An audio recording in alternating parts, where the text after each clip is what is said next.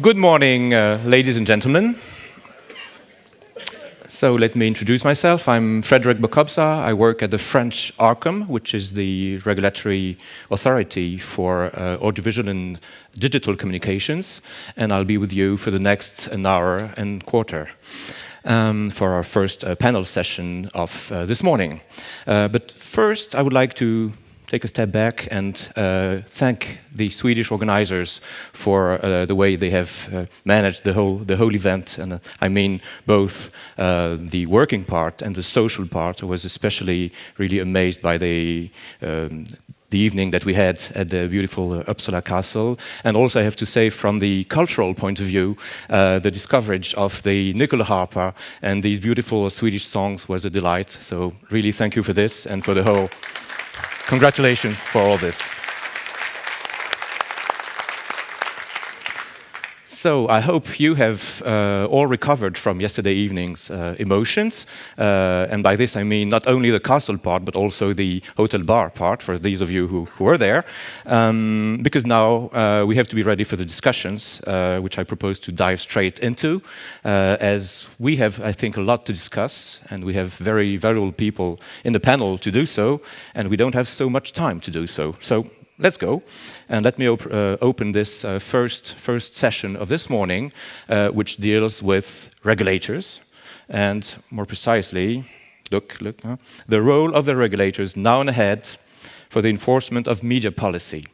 So why do we have to talk about this? Well, I think it's pretty clear hearing what we heard yesterday, and to bring it very quickly into perspective, what we heard yesterday and what we all know, I think, is that we are really in a very fast evolving media landscape with a diversity of access modes, of formats, of usages, of devices, of services, from the classical TV to the on-demand media services, and now to video sharing platforms and other types of online platforms, with also very different and fast-changing as well consumption practices, especially by the young people. And second thing is more and more global players offering pan-European services and even worldwide services. Accordingly, and this is reassuring, the legislative landscape in Europe has been evolving as well. If we have a look back in time with the first ever instrument, which was the Television Without Border Directive in '89, a first revision in about 10 years after that, a major step then in 2007 when it's transformed into the Audiovisual Media Services Directive and dealt with on-demand video services. And then the second major step a few years ago with the 2018 revision, dealing now with video sharing platforms.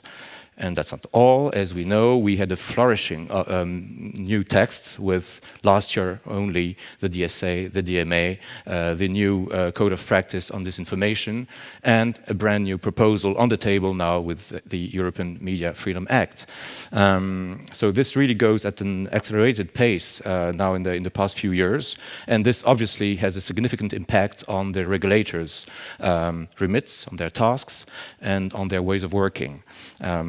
While I would like to underline their fundamental goals remain really unchanged, I think, because these goals, as we also heard yesterday, are, if we want to sum them up, fostering the freedom of communication, the freedom of expression, freedom of media, on the one hand, and on the other hand, protecting audiences, protecting democratic values, among which pluralism, and ensuring then a proper balance between both these objectives, which is, I think, really at the core of the raison d'être of the regulators. And this was the case already, I think, back 20, 30 years ago, and this still is the case, and allow me to say it has to remain the case in the future.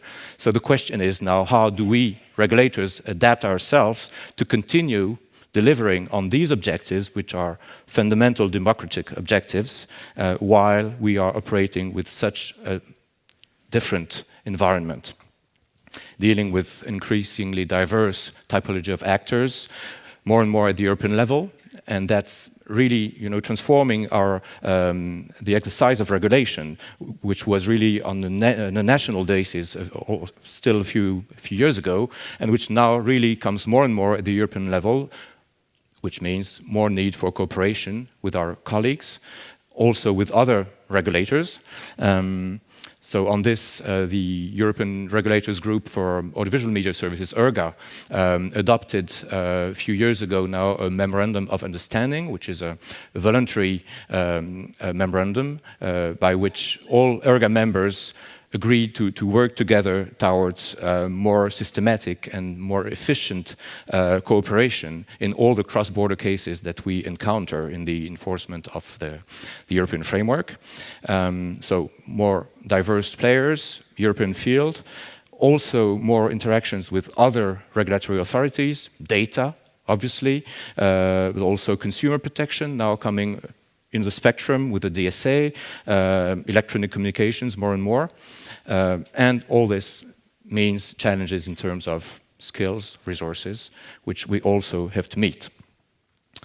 So we regulators now are, as we were, at the center of the implementation of the European regulatory framework, which means that we are largely enablers for the EU policies to meet their objectives, to meet the expectations of the European legislators, your expectations, and deliver as efficiently and effectively as possible on a national and even more at the European level.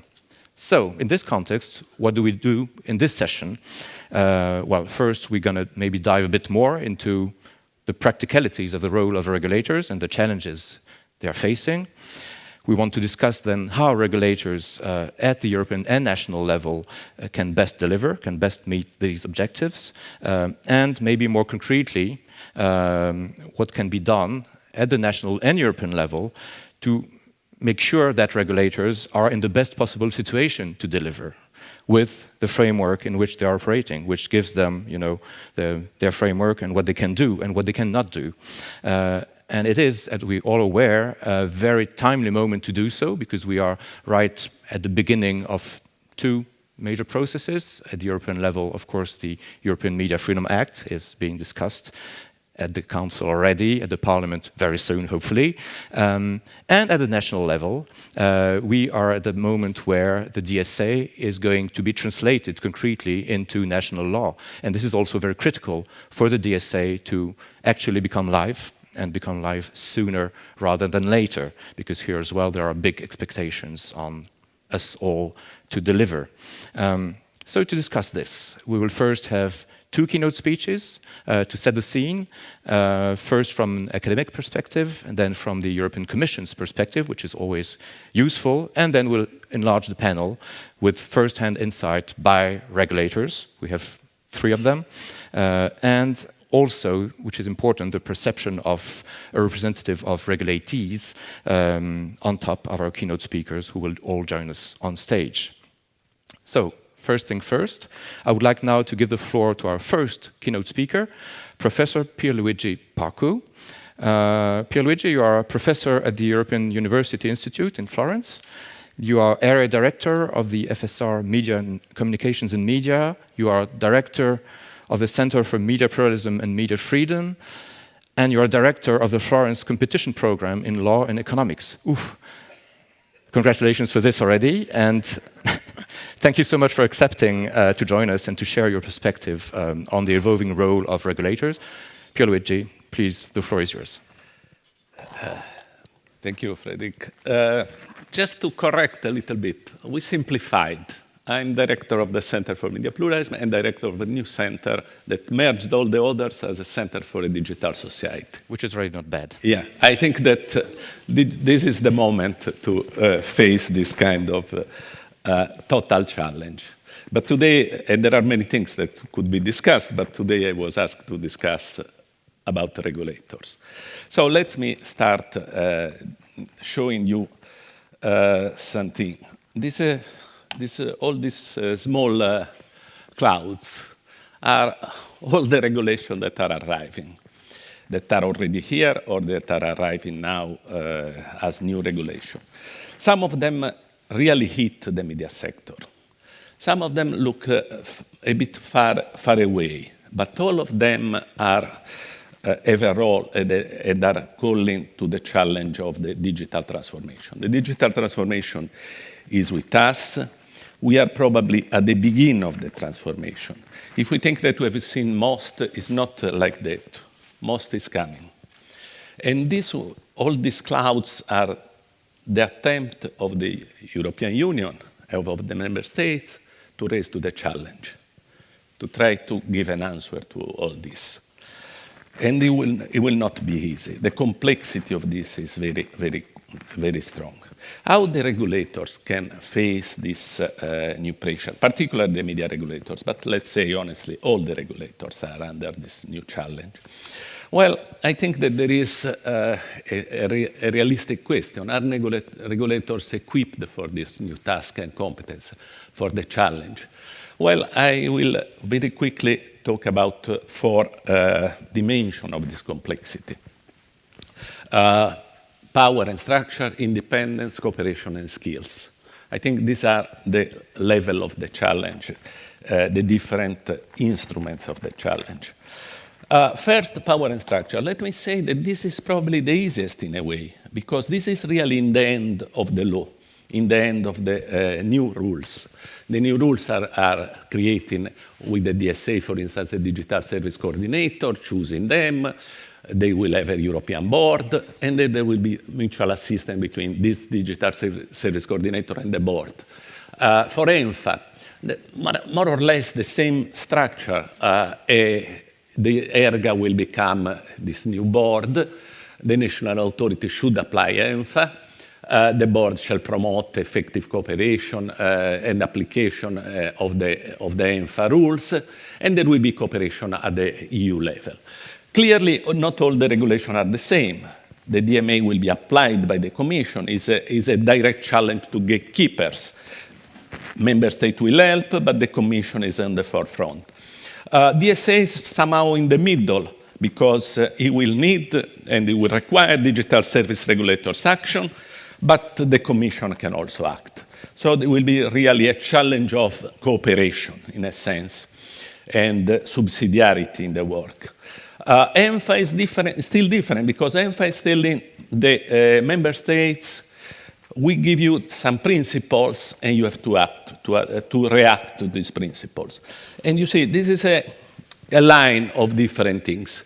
So on powers and structure, the answer is there. It's complex, but it's a well-built answer. Then, however, we have other issues. Independence. Well, again, let me say that on the independence also the law can help, and is trying to help, because we have the digital service coordinator that have to have complete independence in the DSA. They have important investigatory and enforcement power. They have to have autonomy in managing their budget. ENFA, the same, independent national authorities, full independence in the board exercising this work, in relation with the Commission, but with elements of independence. It's a discussion. The board will have a secretariat provided by the Commission, but still will operate at the same, with this important autonomy. And let me say that independence is something that, if we look at the media pluralism monitor, that is one thing we do, independence is probably, at the moment, based on the criteria of the Audiovisual Media Service Directive of 2018, on the criteria of appointment, resources, power and appeal mechanism, transparency and accountability. This is probably the best map you can see in all our indicators. That means that we are well based on the independence. Yes, there are some areas of risk. Some countries are still in a not very brilliant situation, but generally speaking, you can see a lot of green there. That means that has been well worked, the independence of regulators. So this is probably one of the areas on which we start better. Where comes the complexity? Well, the complexity comes in coordination. And I think that if I can give a suggestion at this moment, I think that there is a serious issue of coordination. For all those clouds that I mentioned before, there is a serious issue of coordination of the regulators of the regulatory process at the level of the nation, at the national level. I think a good example is Article 40 of the DMA, that with some, the DMA will be applied by the Commission, that's clear.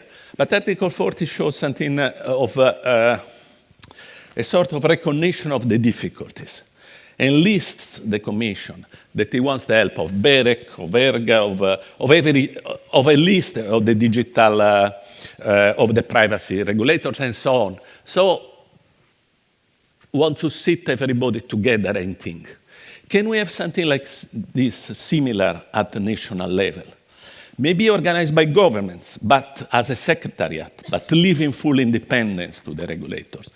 Because the complexity that each regulator will have to face and the interaction between the different areas of the regulation will be mind-boggling in the future.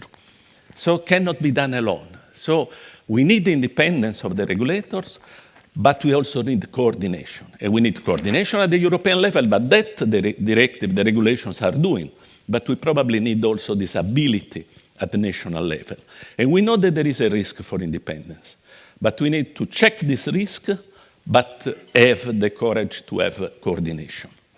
So coordination should be horizontal and should be vertical if we want to raise to the challenge of the digital challenge. And finally, let me arrive to the last of this list. Then I have a final word after skill. But the last is skills. And there is really the challenge.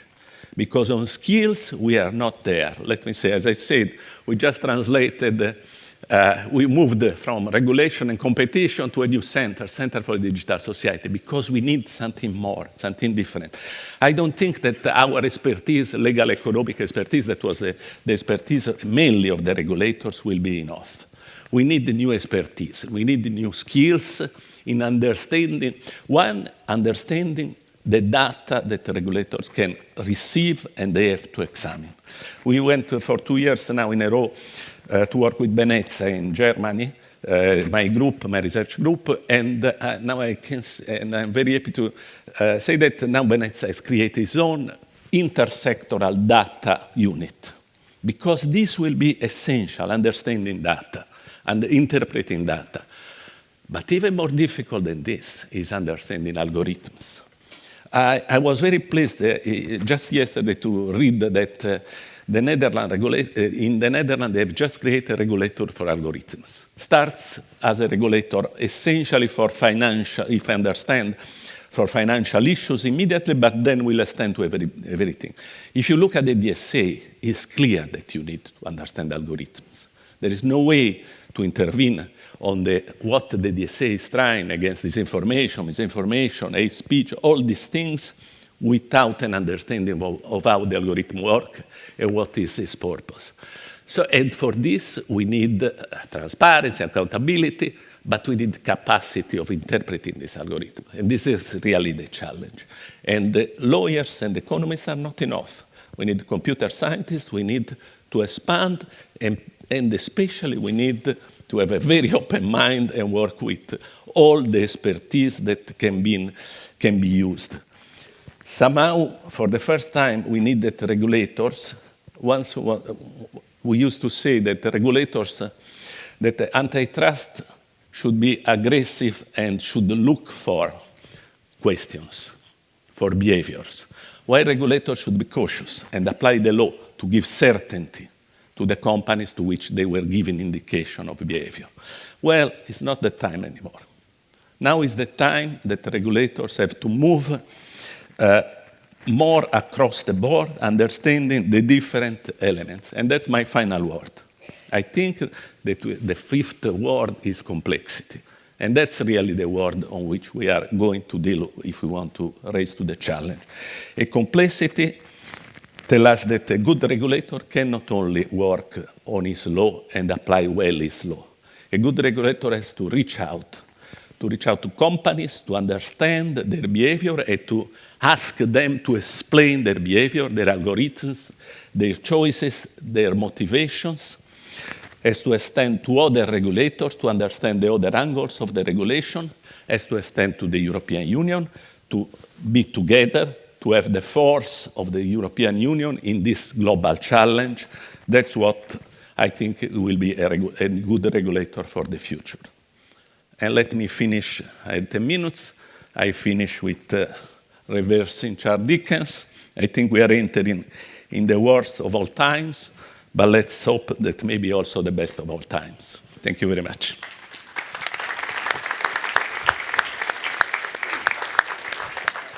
Thank you very much, Pierluigi, for these very insightful words. I think we have an excellent framework for the following of the discussion. Just to pick one thing out, the parallel you made between both boards, the board of the DSA and the board of EMFA. Indeed, they share a number of similarities, and at the same time, there are differentiating factors between the two. One being that the board of EMFA already virtually exists, at least in a preliminary version. It is ERGA. It's already up and running with members who know each other and know already how to work with each other, whereas the new board for DSA has yet to be created. And the second one, maybe more fundamentally, is that in ERGA now and the EMFA board tomorrow, if EMFA is adopted, you have like-minded regulators from the same community, which are audiovisual regulators, whereas in the DSA you will most probably come up with a diversity of regulators, DSCs, which will come for some of them from the media audiovisual community, for other of them from the data protection or from the telco or other communities or sectors. So it will be a second dimension to the difficulty to build up cooperation in this much more diverse community. But I guess we can come back to this a bit later and talk about how this can happen as best as possible. So thanks again, Pierluigi, and I will now give the floor to Anna Herold, who is the well-known head of the Audiovisual and Media Services Policy at the European Commission's DG Connect. So your experience at the Commission also includes extensive work in the field of electronic communications, which is always good when you work on media subjects. So thank you very much for joining us, Anna. It's been underlined yesterday that the current Commission, the von der Leyen Commission, has been very active in terms of legislative proposals in the field of content, digital media regulation, with all the instruments that we mentioned already. So please, could you give us your views on the perspectives of the European Commission regarding the media regulators, the expectations also towards them. Anna, please, the floor is yours. Thank you, and good morning, everyone. And I would like really to thank the Swedish Presidency for devoting an entire session to the role of independent regulation in our, sensitive and cross-cutting field of media regulation that is now broader than just the regulation of content, but it's also about regulation, the best conditions for for a well-functioning media sector in the member states, but also across member states. So I think it will not be a surprise to you that the European Commission has always been a big fan of independent regulation in general, but in particular of independent media regulators. As some of you have been a little bit going back to history, Frederic, of European content regulation. As some of you will remember, in the 2007 revision, we have tried to anchor the independent media regulators in the audiovisual media rules. We haven't managed at that time.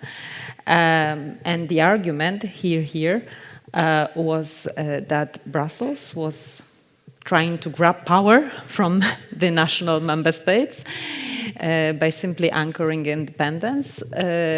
We have been able to make that step some years later. So in the recent revision, we have finally anchored the principles of independence for media regulators in the directive, and this is really very dear to the heart of the Commission, and we will really not hesitate to intervene in case there are issues.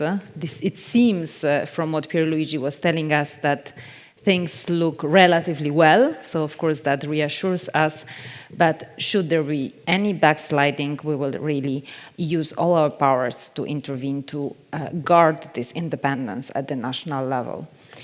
Then we have talked a lot about the powers and the kind of unprecedented evolution of the powers of media regulators.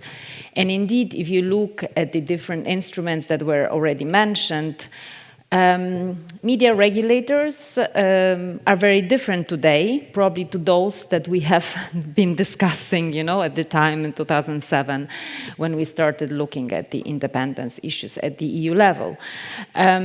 We have seen, of course, an unprecedented extension of competences of media regulators, not the least because of the evolving media framework. We have, Frederick reminded us, we have now the video sharing platforms in the realm of content regulation in Europe. So media regulators are now, and we will hear about it, I'm sure, in the panel, preparing for regulating the social media.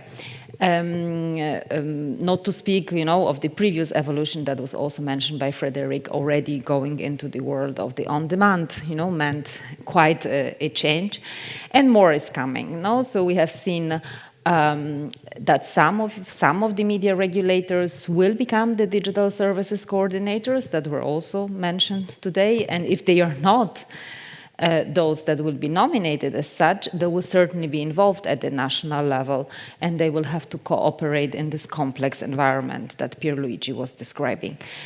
And there is also a lot that media regulators have been doing, and this I want to really stress, at their own initiative, to help also certain policies where hard regulation is not the right way to go. So I would like to stress the work that the majority of media regulators have been doing to help us in the monitoring of the Code of Practice on Disinformation. So the current unprecedented help that ERGA has been giving to the Commission in making sure that the self-regulatory commitments are being complied with. So far for what has already been done by the media regulators, but more awaits media regulators. We would like to indeed entrust those wonderful partners in this very sensitive field of media regulators for us with a number of new tasks under this coming new legislation, the European Media Freedom Act. And we do it in several ways. So we're extending the powers of national media regulators to these new tailored fields that are important for the functioning of the internal market for media services. We are also ensuring ourselves that they have the right tools at their disposal, and one important thing that has been mentioned is also that these tools are not only, those classical tools, in terms of human resources and the financial means, but they also presuppose specific knowledge and tools in terms of technical capacities. So this is also a novelty in the European Media Freedom Act, that we also ask regulators to be equipped with such technical tools. And not last but not least, we are also reinforcing the network of European media regulators. So the current ERGA is being transformed in this European Board for Media Services that was already mentioned. And on the board, I would like to say three things, because I know that this is a subject of heated discussions, of course, not only in the regulators community, but I think among all stakeholders that are concerned, and rightly so, by the fact that media regulation has to remain fully independent.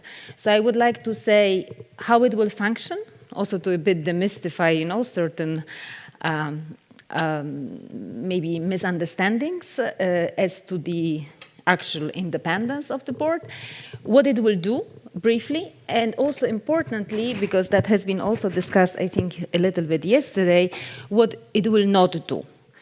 So starting with with the functioning and with this crucial topic of independence of the board. The European Board for Media Services, unlike the current ERGA, will enjoy full independence in line with the most independent bodies that have been created at the EU level, such as the European Data Protection Board or the telecoms body, BEREC. So we have really followed the highest independence standards that there could be in EU law for such advisory bodies that can be set at the EU level. It is much more independent than the digital services, the Board for Digital Services, for very simple reasons, but I think Frederica already explained that the Board for Digital Services has a little bit different role and also a very different composition. And I think it is also important to mention that this board, unlike the European Board for Media Services, so the Board for Digital Services, will be chaired by the Commission because of the role that the Commission will also have in the DSA. So it's very different. So the European Board for Media Services is certainly along those two other examples that I have mentioned, a fully independent creation, an advisory body created at EU level. Of course, it will not act in the void. It is an advisory body to the Commission.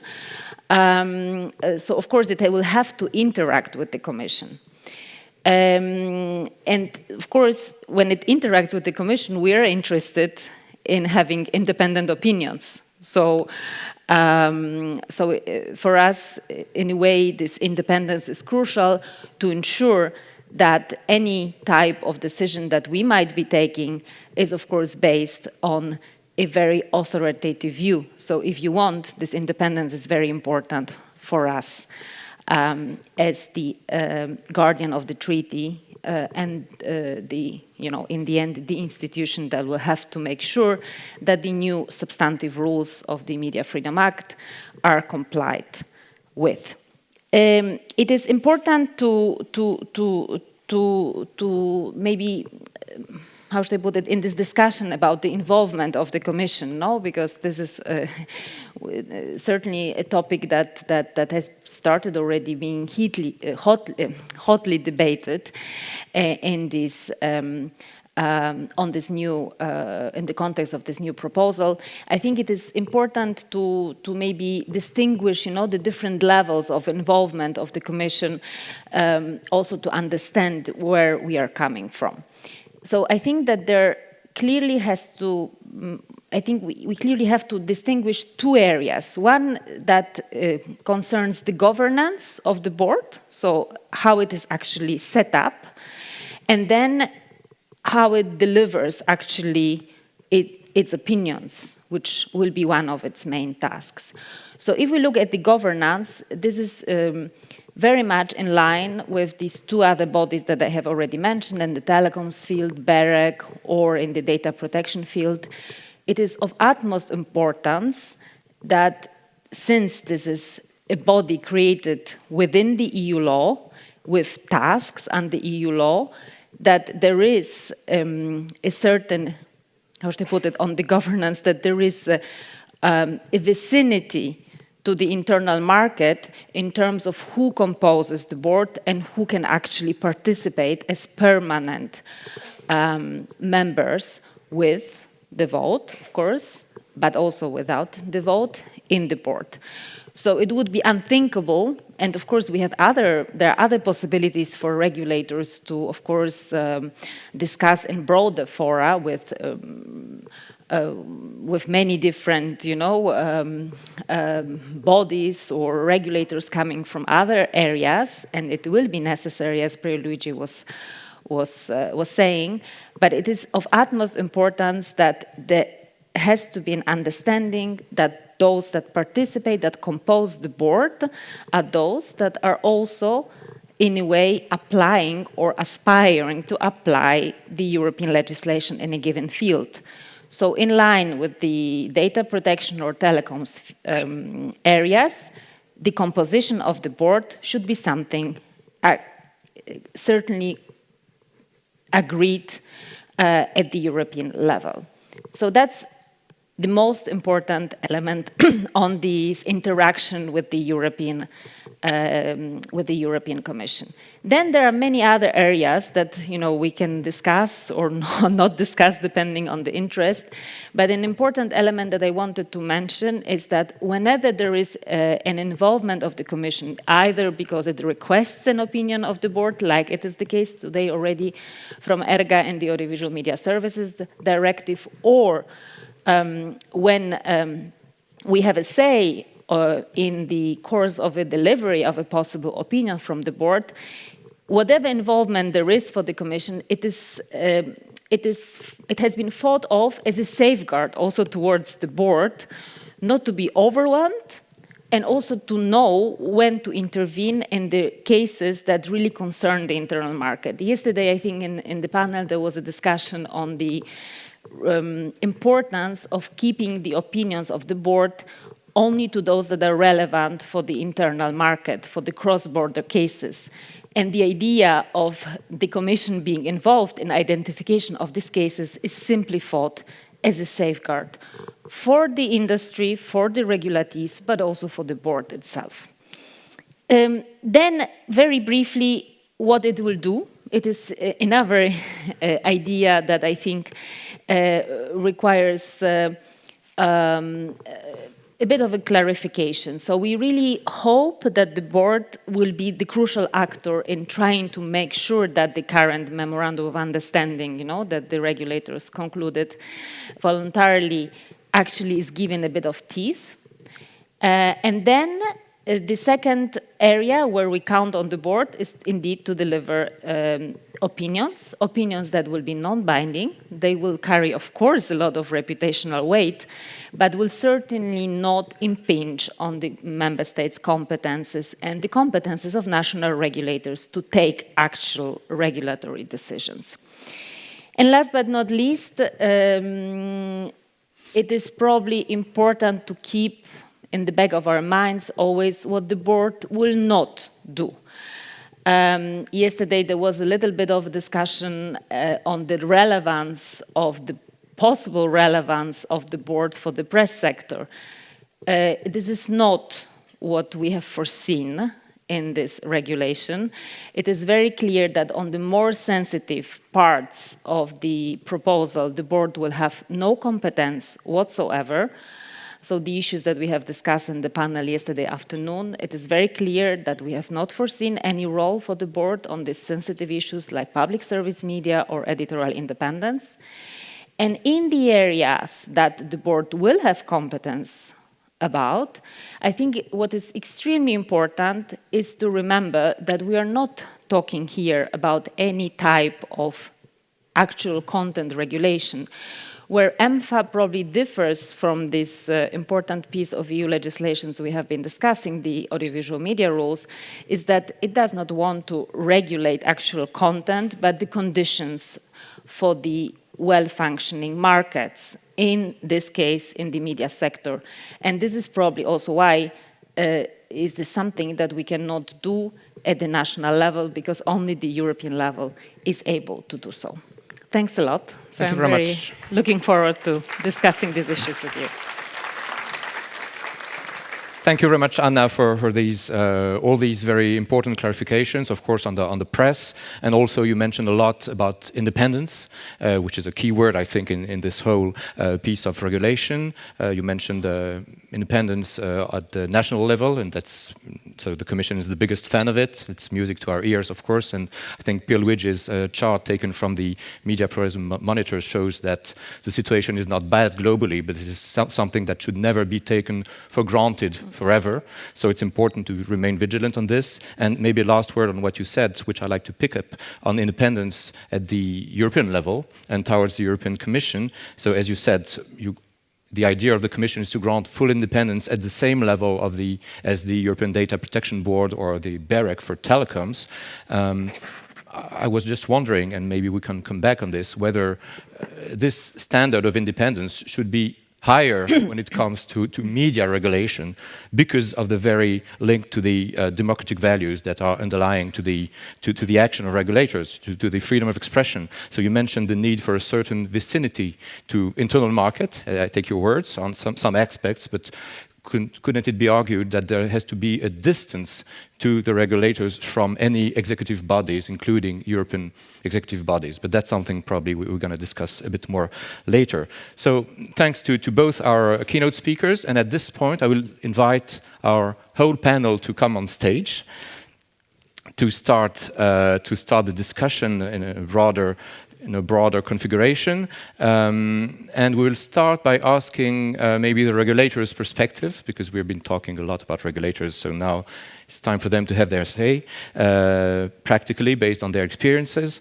And I will first turn to Mr. Iburki.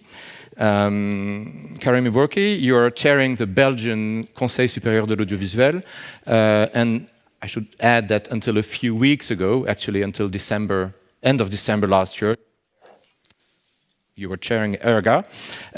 So thanks a lot for joining us in the panel. So Karim, from your double perspective and concrete experience as a chair of a national regulatory authority and as a recent chair of ERGA, how would you analyze the challenges ahead of the regulators? And especially, what are your views on the EMFA proposal, maybe? Thank you, Frederic, for this introduction. And indeed, it's a direct link with what Anna just said. We issued an opinion recently. Actually, we had, as you said, our last meeting in December in Brussels, and I don't know if some of you have had the courage to read that opinion on the EMFA, but it's quite recent and it's quite detailed, and we also make a series of propositions.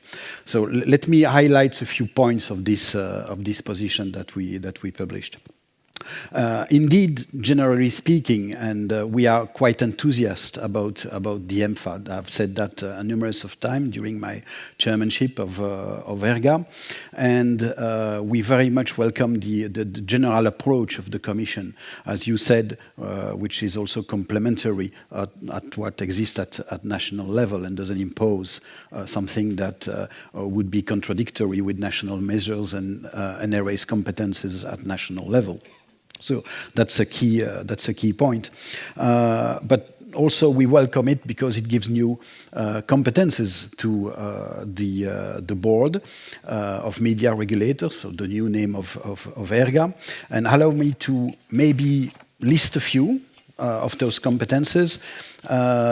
Two of them are basically in direct affiliation with what the board of ERGA was already doing, which is supporting the Commission in the correct application of the AVMSD.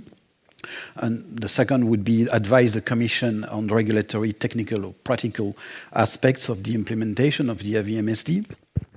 A third one, which is quite new, and actually I want to highlight a few which are new and very important, especially in the context we all know, which is coordinate national measures related to the dissemination of content of media service providers which are established outside of the Union. This is a topic that we had a lot of discussion with you at the Commission and internally within ERGA, and we all had to see that the current framework was not responsive enough to take actions at European level, based on media law. We are also asked, we will be asked to draw up opinions on the media market concentrations. So this is also a new task. Media market concentrations that are likely to affect the functioning of the internal market. So always the link indeed with the internal market. Draw opinions on draft national decision assessing the impact of media pluralism. This is also something new. And organize the dialogue within providers of very large online platforms and representatives of media service providers and civil society, and report to its result to the Commission. This is quite new, and this is also a link with the DSA. And last but not least, foster exchange of best practices related to the deployment of the audience measurement system. So this is also something new and something I think very important to the regulators and the market. So indeed, after some years of work of the ERGA, we needed a reshuffle basically of the competences of the Board of Regulators. And as I always say, I don't know if it makes sense in English, that we have also some remarks about the text, and you were quite right when addressing in your speech, in your introductory keynote, the question of independence, because this is, of course, a core value that we want to enforce. And so let us say that we still find room for improvement in the text, especially regarding the question of independence. Because as you said, the board in practice will be assisting the Commission, but we think that it should be able to act also on its own initiatives in all circumstances, as well as the Commission's request. And equally important, as regulator, the fact that the board should not seek per se the agreement of the Commission when drafting and adopting its acts and opinions. So this is this is not that the idea that we want to do anything. Of course, we will still be remaining in the cadre, in the frame of the text, but we should be able to basically decide on our agenda. Ed, you mentioned it in a way. You said that the high standards of other regulatory bodies should be the standards applied to this new board, and you mentioned the BEREC.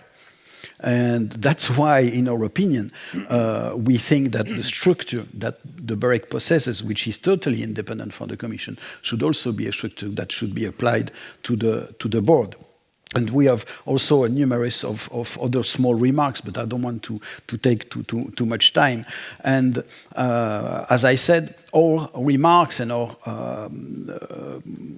let us say, proposition doesn't mean that we want to throw away the baby with the water of the sink. In the contrary, we've said it numerous times, we support the initiative. And our main, we've got a series of remarks. The main concern is indeed the independence of the board, which is also a guarantee for the regulators, for any opinion that we will be drafting in the future. So I look forward to the exchange with you and with the colleagues on those topics. Thank you very much, Karim, for this very clear statement. And I'll turn straight to Celine Craig now. Celine Craig, who is CEO of the Broadcasting Authority of Ireland. And also, Celine, you've been a member of the ERGA board for a number of years now, and you have extensive experience of regulation in European cooperation, since you also have chaired EPRA during several years. So Celine, Ireland obviously has a peculiar position in the EU when it comes to digital regulation, with most online platforms hosted in Ireland. So my first question to you will focus on the DSA, and will be to ask you if you can please just update us briefly on the state of play in Ireland when it comes to the designation of the DSC and the rationale behind it. So, Celine, the floor is yours. Sure. Thank you, Frederic, and good morning, everyone. I suppose I'm here in my capacity as CEO of the BAI, but I think, as many of you know, we're about to become a new media commission, Comisiún na Meán, which will be the regulator for not just the existing functions of the BAI, but will have responsibility for the implementation of the Audiovisual Media Services Directive. And as Frederic just said, we'll also be hosting the Digital Services Coordinator, a decision of the Irish government that was taken last year around March of 2022, and has been continuing in the planning for the incorporation of the Digital Services Coordinator pursuant to the DSA within the wider brief of the new Irish Media Commission. And I suppose that the rationale for around that, there was perhaps a couple of reasons. First of all, the Media Commission in Ireland will have a broader remit in relation to online regulation, and that was set out in our Online Safety and Media Regulation Act, which was enacted last November. And I think anticipating that there was this broader remit beyond some of the concerns that drove the AVMSD, but also in relation to other safety concerns and societal potential societal harms, the legislation makes provision for the potential enlargement of the Commission's functions in relation to online harms on online platforms. And arising from that then, it seemed, and anticipating that the DSA was going to be dealing substantially with a lot of content matters, it would seem to follow that there was a logical position really in locating the Digital Services Coordinator within An Comisiún. I think that said, and I can't, there haven't been final decisions yet taken. We're yet awaiting the draft legislation but that will give effect to the implementation of the DSA.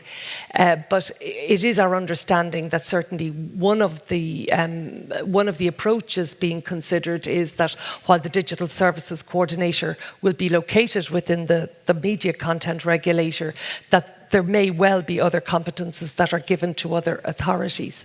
And of course, that has huge implications for cooperation at the national level and also at the European level. And I'm certainly glad to say that at the national level, we have an excellent forum, a recently established Digital Regulators Forum at the national level that comprises our BAI currently, also our Data Protection Coordinator, our Competition and Consumer Protection Commission, and indeed our Telecoms Regulator. So as you'll see, this is a structured and independent group, although we have very close and regular liaison with our government in relation to all aspects of the implementation of European legislation as it affects digital platforms. So this cooperation forum, I think, gives us a very good strong base on which to progress the implementation of the DSA. I would perhaps pick up on something, Pierluigi, that you mentioned. I would strongly support the idea that structured cross-sectoral cooperation needs to be taken to a level that cooperation perhaps we haven't had to do. That idea of both vertical and horizontal cooperation and integration is really going to be very, very key to the success of the implementation of the DSA. Obviously, that will have extensive implications depending on where the digital services coordinators are to be located within the various member states. So I think having that experience at a national level will also be to the benefit of the European Board for Digital Services. I will perhaps just conclude, but just very briefly, by saying that we're very delighted that things are moving quickly at last in Ireland. The members of the Commission, as many of you know, have been appointed. We do expect the commissioners will be taking up posts from the middle of February, with the new Commission established in early March. And finally, we've also already advertised to our public appointments process for the role of Digital Services Coordinator, with the hope that that person will be appointed by the middle of this year, which we know will be very key for the Commission.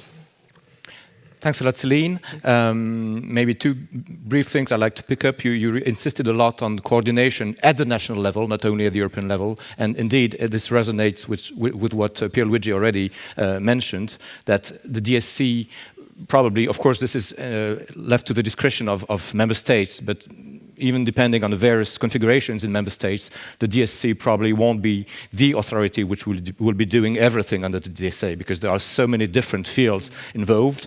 And then in this context, it is really key, as you said, to have proper coordination and maybe to establish at the national level forums and structured cooperation to reach these goals. And the other point you mentioned was quickly. Yeah, this is key to if we want the DSA to deliver timely, to have all this put in place quickly. I'll turn now to Tobias Schmidt. Dr. Schmidt, you are the director of the Media Authority of North Rhine-Westphalia, which is one of the 14 media regulation authorities in Germany, and you are also the European Affairs Commissioner of the Conference of Directors of the Media Authorities, the DLM, and you are, well, you have chaired ERGA for 2 years recently as well, including during the challenging times of the pandemics. So Tobias, ERGA adopted its memorandum of understanding, as was already mentioned by Anna, on cross-border cooperation under your chairmanship in 2020. Could you please give us your perspective on EMFA and more broadly on what is needed to have effective cooperation between NRAs in cases involving several of them? Of course. Thanks, Fredrik, and thanks for having me here. If I would have more than 4 minutes, then I would start with to underline that I think we've got to see that Europe is making extreme progress in finding answers to all the challenges in the online world, and I think it's something we can be proud on. But as I do not have more than 4 minutes, I've got to start with the more profound things, so to say. And indeed, let me start like that. You know, as you said at the beginning, at the end, what is our job? The job of regulators is to find a balance between free media on the one hand and protecting core values on the other side. And these core values are at the end always the same. 4, it's protection of minors, protection of human dignity, protection of users, and pluralism. So that's it. And to be very honest, this was the same setting 20 years ago, and it will be, I hope so, in 20 years, because there is a lot of change, but not concerning these values. So why I'm saying that? You know, I'm not sure if it is the right way to, to accelerate complexity in our discussions. Because I think we've got to differentiate a little bit also to find answers to your question. You know, for a lot of these values, the regulators, I'm not sure if we do need more collaboration with other authorities or if we need more data, because a lot of these core values, it's more daily business. And it's more a question of finding tools and answers how to execute. Let's take a very simple example. So we should protect minors in the media. The law is very simple. For example, if you have a pornography platform, you need an age verification system to protect minors. All big porn platforms in the online world don't have age verification systems, like Pornhub, YouPorn, Xhamster, and so on. So now we have a very simple case. We have a violation of law. We have a violation of a core value, protection of minors. We have a systematically fault, because age verification system is not one case, it's the system. And the last question that the DSA asks us is it a very large online platform? The answer is very simple. Yes, it is. For example, Pornhub has in Germany 110 million users per month, only in Germany. It's impressive because no one of us knows anyone who's using that, I know. But however, so let's make a very simple, so that's a very simple case. We have fulfilled all the points that the DSA delivers. So the challenge is not to find data. So this is a case.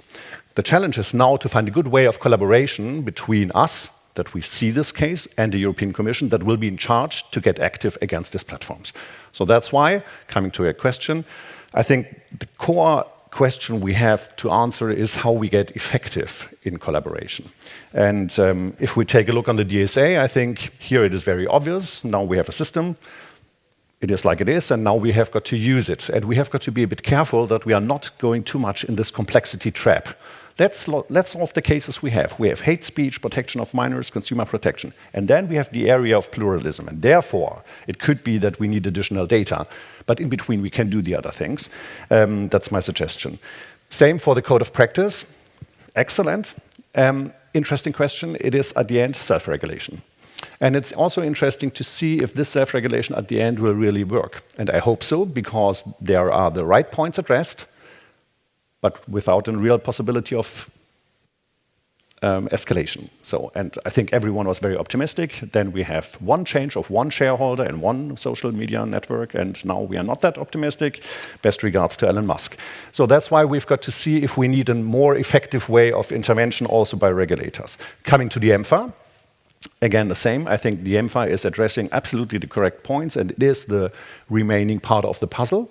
And I'm very glad that the European Commission took action here. But again, if you have a closer look on the EMFA, then you see, yes, it is addressing the right points, but we need a concrete answer. We have got to know how to execute. Besides this, of course, I support everything that Karim said about independency, but this is not an EMFA panel. And that leads us at least also to the AVMS directive, because a lot of answers for the question that the EMFA raised up could be given by the AVMS if we, take a second look on it. And maybe that's an interesting project for the next Commission, because if you take, again, one very simple example, if you would like to do something against the influence of broadcasters or media coming from third countries out of the European Union, the easiest would be to change Article 2 at the AVMS directive, and then we can do our job. To make a long story short, at the end, I think we are on a very good way, and now we've got to be a bit careful that we don't forget to reach the objective. Thanks a lot. Thanks, Tobias. Sounds easy, huh? Of course. Yeah, it is easy. Thank you very much for this. Greg Pollard, you are Director General of ACT, the Association of Commercial Television and Video On Demand Services for Europe. And you've been in the field for quite a while, so you know it very well. So Greg, it was already mentioned, especially in the panels yesterday, a flourishing and diverse and independent European audiovisual industry is obviously key to reach the objectives of pluralism, social cohesion, cultural diversity, which are pursued by the legislators. So we are now keen to hear your views as a representative of this industry. And after hearing, well, these of the EBU yesterday, for instance, on what can be expected from regulators in these changing times and how to shape, the framework now to achieve the best results from your point of view. Please, Greg. Sure, thank you. Thank you very much, and thank you for diligently putting this panel together, and to the Swedish Presidency for hosting us on this beautiful occasion. First of all, it's great as a regulee sometimes to be able to give our opinions on regulators. I have to say, it's a rare task, and it's even easier because I think it's quite straightforward to say that, at least for ACT, we've always had excellent relationships with regulators and ERGA, and there's a form of independence, of course, that's required, but there's also a form of symbiosis that exists there, because obviously, one needs the other in order to be able to evolve, and whether it be for the regulators to be knowing where they're going, but for us, it's also a huge point in terms of making sure that trust is there, that the right rail guards are there or set, etc. And, from our point of view, the montée en puissance, if we can put it that way, of ERGA is a very good thing. And you've asked me today to look at it from the perspective of the DSA and EMFA, so maybe I just start with the DSA and to say, clearly we have these DSCs that are coming up. We're not too sure yet who will do it. In our opinion, obviously, media regulators would be the best placed people to do so, because at the end of the day, they will have vast competences and obligations in areas that are very important to us. If we look at the trusted flagger status, which is absolutely crucial to ensure that the large online platforms and search engines comply with their obligations, with regard to a huge amount of things that concern us directly in our business, such as illegal content. We talked a lot about disinformation, and of course safeguarding media pluralism. And de facto, these DSCs will become a crucial hub for the well-functioning of our online world. by ensuring, again, this is key to what we do, trust and security are integral to the relationship with the audience. So we want to make sure that that does thrive and that the promise of the DSA, which is that what is illegal offline should be illegal online, is actually met. So at first glance, obviously this is a daunting task, and where both the human and technical resources will not only need to be vast, but of high quality. So of course I agree with you on the challenges of skills, and it's not going to be the same, I don't mean to make a general comment for regulators, because I know Tobias will tell us he's uber prepared. I'm not sure that everybody else is as uber prepared as he is, but if so, it's great that ERGA can help generate that and build that. We also have other items in terms of the designation process for the DSC and the timeline. So we've got, I think, till February next year. So hopefully we have our Irish friends that are very keen on getting it done by mid-year, so that's brilliant.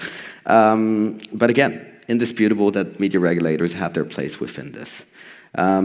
What I would say is that, moving on to the MFA, it's a slightly different animal, of course, and we also are very happy to see that the regulators are at the heart of this proposal, and we 100% support the independence of ERGA. I know that there will be different opinions, etc., about it, but I think at the end of the day, why do we support this independence?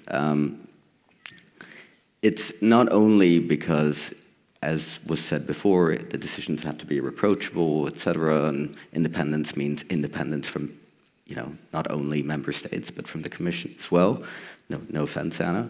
But what we want to do is, I think with the MFA, where we see the opportunity at the end of the day, and there was a lot of talking yesterday about gold plating, about overreach, is that at the end of the day, this board should be able to legitimately identify these areas. It's not about creating extra layers in the market of more regulation, because I think every single broadcaster you will find will say, we have regulation, we're very regulated, and that's why we have actually an excellent relationship with regulators. But at the same time, I think there's a caution to that, which is to say, look, at the MFA, what's going to happen in terms of looking at national decisions which might actually impede growth in the sector? Would it be, that's why we're very cautious when we're talking about, how is this framing acquisitions and like in the sector. But we're also very keen to look at it in terms of how is AVMS being implemented in certain countries? Is there overreach? Is this going too far? Are we actually, as I think some members pointed out yesterday, are we creating, issues with regard to a market that's becoming more fragmented as a result of certain member states implementing measures of AVMS way beyond what they should? And, I think we're all keen to see media pluralism. You mentioned it, Tobias, as being a key objective. Well, media pluralism means that, we are still able to have a degree of liberty and not over-prescription. And I think that's where we have to be extremely careful, whilst at the same time recognizing that, the media world has changed and is changing all the time. And, one point is, many people will say, well, in the MFA we talk a lot about, so-called traditional media. Where is the online space? Where are the online players? Because they play a definitive role, such as in concentrations, for example. We don't see the point of tech companies in that sphere. So for us, there are a number of opportunities, but also challenges that come from the MFA. Definitely, the independence regulators is key. We also see that in everything. I mean, we talked about the code of practice on disinformation. In our minds, it's clear that it should be ERGA rather than EDMO in the driving seat on that. I mean, it's 100% clear. And you mentioned very well that, at the end of the day, we can self-regulate all we want, but if you have a slight change, like slight sea change, we could say for Twitter, then you get into a very delicate position, because people have made commitments, but guess what? These people no longer work there. So it's a bit complicated to deal with. But all of that to say that, indeed, independence regulators is key. We wouldn't have the media space we have today without our fantastic regulators. And don't overdo it, Greg, please. I'm trying. I'm buttering it up here. But yes, absolutely. So thank you very much, and I look forward to the discussion. Thank you. Thanks to you, Greg, for this insight. Yeah, pretty convergent with what I said before, but with slight nuances which are interesting and which maybe we can pick up for the debate, so which is now open. Maybe I'll start by turning back to our two keynote speakers. Is there a brief reaction that you would like to have to whatever was said by our fellow panelists? Pierluigi first, maybe? Well, no, I have a lot of things I agree. Let me only underline again why I feel that complexity is a serious issue. I remember a few years ago, not many, 3-4 years ago, there was a very high Google representative at the meeting, at the conference, and they say, search is in its infancy. They had 90% more or less of the market. They are the most powerful company in the world, and they were saying, search is in its infancy. And so I somehow, in the back of my mind, I understood what he meant, but I felt he's joking. I mean, this is ludicrous. Then, today, the major Italian newspaper is saying, well, this AI GPT financed by Microsoft and others, many others, can change completely search. It can arrive to general artificial intelligence, the singularity story. I don't know if we are there, but clearly we are in a moment of important changes. That's why I feel that what the Commission has been doing in the past few years, trying to prepare to this digital, finally intervening to the digital transformation, while for many years we have been discussing how to do something, and now it's trying to do it, is very important. And I think it's important for the Commission, for member states. We cannot accept that Europe fragments in this moment. That's why I think that all this is very important. And clearly some is more ready and some is less ready, but that's life. The important thing is that we all together manage to answer. Thank you very much. Anna, 2 words? Yes, thank you. No, so maybe I'll pick up on that and just say that it's true we are dealing with a very complex regulatory setup, if you want, but I think I would agree with Tobias that in the end the goals of the regulation haven't changed, and it's just adapting the same goals to a very, how should I put it, to an exponentially different media environment we are dealing with. And I think what we have been trying to do with these complex regulations is to give the regulators the right tools in very different frameworks and maybe through different means. Tobias was mentioning the risk mitigation measures that could be seen as regards the role of certain platforms vis-à-vis minors, but you could also use the VSP provisions in the Audiovisual Media Services Directive now to deal with the same manners, and the EMFA is giving you yet another channel for that through one of the cooperation provisions. So I think, we are really trying to put a bit of a la carte, regulatory environment for the regulators to be active, and of course the hope is that, as you said, that the regulators really live up to the challenge. But I think with the right tools at the national level and these tools at the EU level, it will happen. The same goes, maybe just another example, we talked a lot about disinformation. This again now moves from a simple self-regulatory tool to a co-regulatory tool within the DSA. And on top, EMFA gives the media regulators, so the Board for Media Services, an important role for leading a structured dialogue with the platforms and other members of the market to see how it is really applied in practice. So I think that, that really shows that we are trying to to reach an equilibrium in terms of the regulatory infrastructure, and then we simply have to give it a chance to work, and we hope it will. Yeah, thanks, Anna. I think it's an interesting approach because it's been said, for instance, yesterday that, we have so many instruments and we have to be aware of the interplay between all of these and not to fall into this trap of complex regulation itself. And I like your answer, which is to say that, well, these are a number of tools that you have at your disposal and you're able to pick up the one which is the most appropriate, and maybe two at the same time. Why not? I mean, Tobias, you were mentioning pornographic websites. There are already tools under the Audiovisual Media Service Directive, and as you pointed out, now there are these VLOPs under the DSA, which provide another set of tools, maybe more powerful or at least different. So let's maybe use this opportunity. So yeah, thanks for this. Maybe we'll come back to these stories about complexity, but I think, Karim, you wanted the floor? Yes, but actually to again stress the importance of the subject of complexity, actually. Because now, if I quit my former ERGA chair hat and speak a little bit more freely than the previous year, I mean, this is the main threat to the correct application of the DSA. I mean, when I try to explain to someone what is the DSA and this implication in Belgium, I always take the example of the CITES.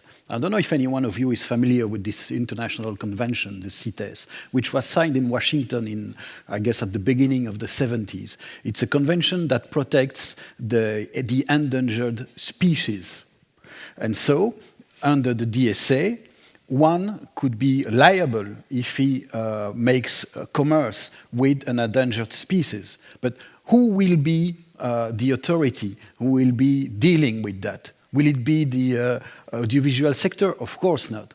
In Belgium, for example, it's the Minister for Health who is competent for that. So it shows the reach of the DSA, which will go to the content, but also to more, let us say, less threatening subject for democracy than content regulation. And that is why I think that to a certain extent, I would be at the top of a platform today. I would be very happy with the DSA, actually. Mm-hmm. And I think that some lawyers and consultant firms will have a field day in the coming weeks and the coming month about explaining, okay, we've got to do that, but this is not clear, etc. And I think that at the end of the day, the complexity of the system will lead that, I mean, one of the risks for me is that a structural change will not happen in a foreseeable future unless there is an active cooperation of those platforms. Mm. So the goodwill of the platform is an essential key factor in this matter. And unfortunately, the past doesn't speak for them in that matter. So I'm very optimistic. No, I'm not very optimistic, actually. But I've got, of course, at my level, with my small responsibilities, to try anyone to make the system work. But let us say how it will develop, because the time frame and the consequences that some behavior can have on our democratic system can be seen every day. But the changes will take a lot of time to happen, in my view. Thank you, Karim. Yeah, it's key that one way or another, indeed, the goodwill is there. And the question is which way we will have to get there. But yeah, and time frame is key. Tobias, I think you were... Yeah, thanks. Jump in. Maybe it also leads again to this question of complexity, but I think that's really important if we ask ourselves how now proceed with the EMFA and also AVMS maybe next year. And to be honest, just from my perspective, and I'm just a small media regulator and German and a lawyer, so maybe I don't see all those, so I don't see the complexity. But you know, the DSA, and here I think I agree to Karim, gives a lot of answers for questions that were never asked. So this theoretical case of horizontal regulation, so I'm doing this job since 6 years, we haven't had a case like that. So we have thousands of cases where we've got to find solutions to fighting against hate speech, against disinformation, protection of minors, and so on. So, and therefore we need answers. And that's why I really would like to suggest that we differentiate. We have one area where we do not know exactly what to do, and this is the area of pluralism, disinformation, and so on. And I'm not sure if the question is what the platforms are doing or not, or the algorithm. The core question we have got to answer is, what do we want? So we have got to define what our direction is, what we as a democratic society would like the others to do. So, and then we can think about how we can implement it. This is the area of plurality. The other three areas, it's very simple. We do exactly know what we want. We do not want hate speech. We do not want violation of minors and so on. Here we have not a problem of definition, and we have also not a problem of understanding platforms, algorithm, and so on. The only problem we have is we have no clear liabilities, and we are not, how to say, effective enough in executing law. And that's something we've got to work on, and that's why, coming back to the DSA, I think one of the core challenges for us, and that's something we will do, for sure, as the German regulators, and I'm sure we can do it together, is let's use the DSA. It is, from my perspective, not the best toolbox that we could have got, but now we have it. Let's use it, and let's take care that the DSA is not abused for another very complex discussion about I don't know what. Let's use the tools, let's get in contact with the European Commission, and let's bring the platforms under control in the areas where we have illegal actions. And that's the thing we've got to do. And beside this, we can also do a lot of other things that are interesting. But less complexity, a little bit more doing would be helpful. Okay, let's go for this. Let's be pragmatic. Still, I mean, there is complexity in the underlying of course, algorithms and so on. And as you said, we don't have to all of us understand exactly what happens there, but we have to ensure that we are able to answer to what is happening. And being able to answer to what is happening means that we have a certain degree of understanding of the outcomes of what is on the platforms. And for this, I think the DSA provides a number of tools whereby the regulators are not going to do themselves everything, but whereby they can rely on other partners in this regulation. And by this, I think about the trusted flaggers. I think about the research community, which is also pointed in the instrument. And probably at the end of the day, to find an answer to this complexity, which is real, and not fall into the complexity trap, as you were saying. The answer is also to be able to organize the way on which we rely with all these different actors, which all have something to bring into the solving of the complexity. So, just food for thought. Greg. Just to complement what Tobias was saying, I think it's also an important signal for the market out there, because for years, and this still goes on, is we have a dual system in a way. We have players that you know how to regulate, you understand, you know how they function, and you have a vast array of demands of that sector and the obligations that come with it, which are great, right? Because they foster media plurality, they boost content, but they are heavy. So we're asking a community to do a lot, and we are often falling into the trap of regulating them because they're a known entity, and regulating and regulating and regulating. And at the other end of the spectrum, we have much larger players, actually, if you look at market cap, who continue to benefit from sort of air of self-regulation is okay. Guess why? Because it's complex. Well, if it was easy, I mean, we would do it, right? It would we wouldn't need legislators. But I think at the end of the day, it's not losing the view that we need to achieve a level playing field, because this media plurality thing is it's not a given. One day there will be maybe no players that are there to be able to do that if they continue to have such a dual system in place.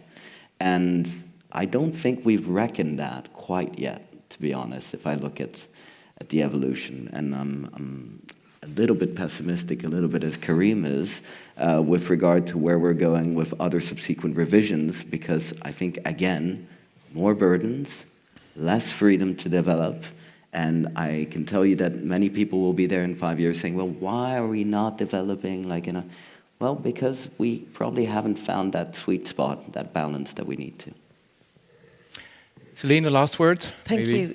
I think nobody's going to underplay the complexity. I think what's involved and the interplay, as Professor Rosati said yesterday, between the various instruments. But I prefer to be very optimistic about this.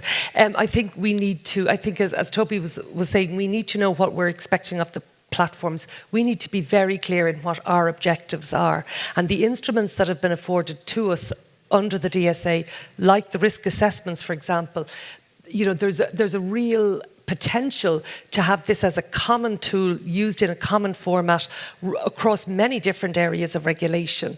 And I think, while I wouldn't underestimate either, you know, the potential for challenges from the platforms, I also think they want legal certainty in the interests of business certainty as well. So I think we should try and keep those things in mind as well in trying to find ways and practical means to give effect to the legislation and keep that first and foremost on our agenda, rather than being overwhelmed, if you like, by some of the complexity that's been spoken about. I'm not oversimplifying it, but I think let's collaborate, let's move forward in a positive way, and let's look for solutions here. Thank you very much, Celine, and thank you to all of you. I think we will take this as the word of the end for our panel this morning. And I'll have the occasion to wrap up this later this morning. So thanks a lot for all this insight. Thank you. Thank you. Thank you.